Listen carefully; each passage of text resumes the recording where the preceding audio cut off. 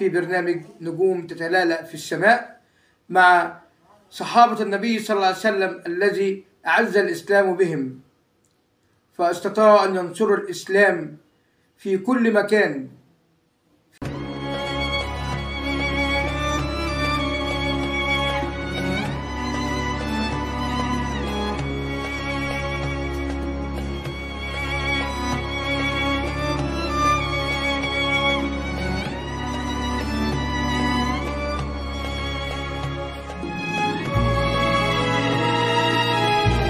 السلام عليكم ورحمة الله وبركاته. معكم في ليلة جديدة مع برنامجكم المحبوب نجوم تتلألأ في السماء. يمضي رمضان بسرعة كالصاروخ، أيام قليلة، ربما 3 أيام أو 4 أيام وينتهي سوق رمضان، واليوم ربما تكون ليلة القدر. لعل الله عز وجل يكون قد كتبنا في سجل ممن عتق رقابه من النار جميعا يا رب العالمين. اليوم مع حلقة جديدة، حلقة خاصة من نوع جديد مع أشرس المعارك الإسلامية وأعظمهم في التاريخ، ومع أعظم شخصية في العصور السابقة، مع معركة عين جالوت وقائدها المظفر سيف الدين قطز أو القلب الشجاع. هذه المعركة كانت مع أكبر قوة في تاريخ هذه الأمم في هذا الوقت، وهي التتار.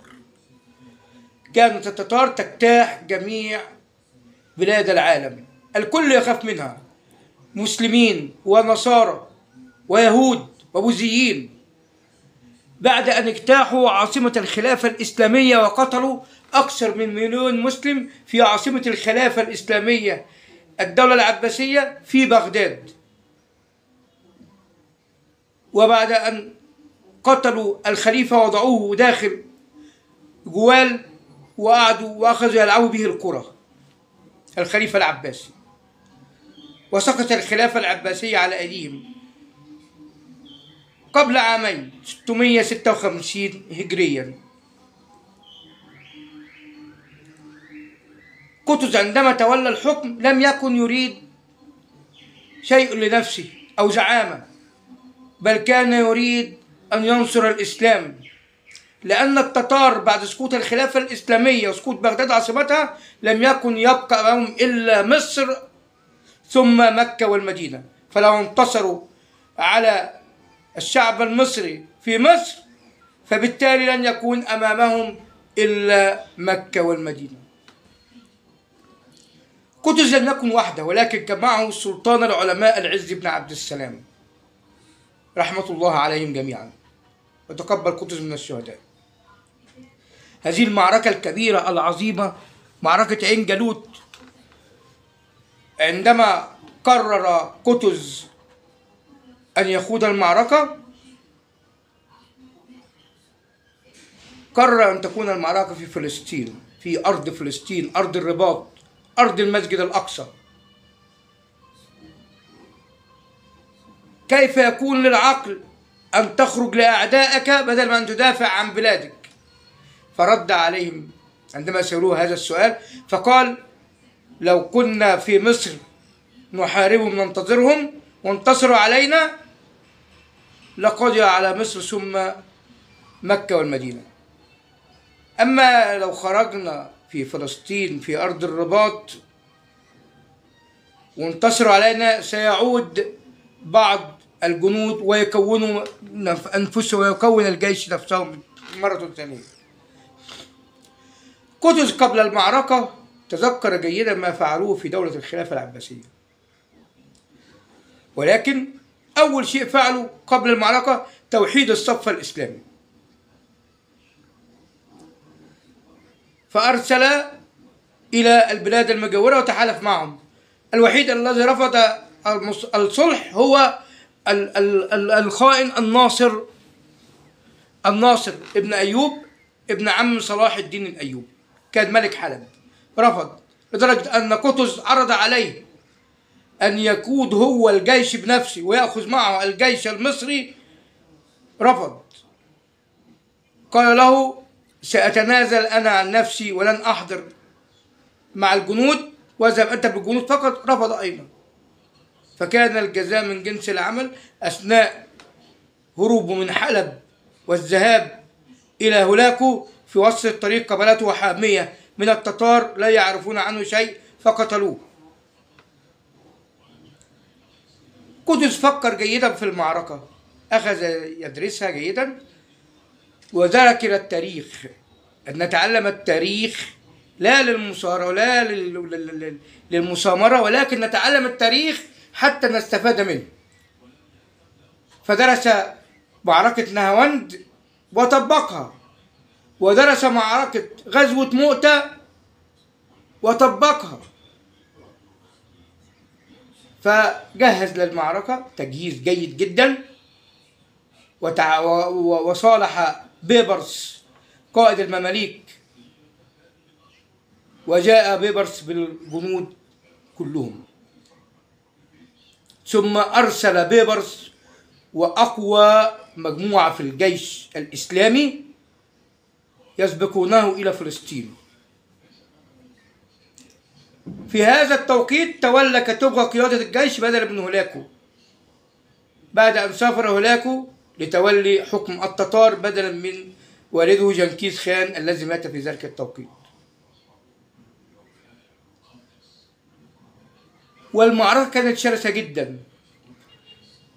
أراد أن يستفاد بأهل فلسطين، قالوا له أن أهل فلسطين ليس أهل حرب، ولكن العاقل الذكي الشجاع فكر جيدا، فاستفاد منهم أن يكونوا في السقاية وإطعام الجيش، والنساء على طرفي الجبل حتى يكبرون ويهللون للجيش ويرفعوا الروح المعنوية. قطز لم يكن مصريا، وأيضا العز بن عبد السلام لم يكن مصريا، ولكن القيادة والزعامة والحكم لم يعترف بعرق ولا بنسب ولا مكان. فكان قطز هو القائد الإسلامي الذي خلص العالم كله من شر التتار بعد هزيمتهم هزيمة شرسة في عين جالوت بفلسطين. هذه المعركة في رأيي الشخصي هي أعظم معركة في التاريخ بعد معركة اليرموك. قطز لم يخاف ولم يكن جبانا، بل إنه عندما أرسل كتبغى رسل التتار قام بقطع رقبة الرسل الأربع وعلقها على أبواب القاهرة لسببين: السبب الأول طمأنينة الشعب المصري، السبب الثاني بث الرعب في قلوب التتار. كان لوجود العز بن عبد السلام في مجلس الحرب رغم أنه أحد العلماء، ولكن استفاد به قطز. عندما جلسوا للمعركة فقال قطز: نريد أن نقوم بعمل حملة لجمع تبرعات لتجهيز الجيش. فرد عليه العز بن عبد السلام رحمة الله عليه فقال: لا والله يا سلطان المسلمين، لا يجوز أن نجمع إلا في حالة واحدة، بعد أن يتخلص أمراء المماليك من كل ممتلكاتهم. في هذه الحالة فقط نجمع تبرعات من المسلمين.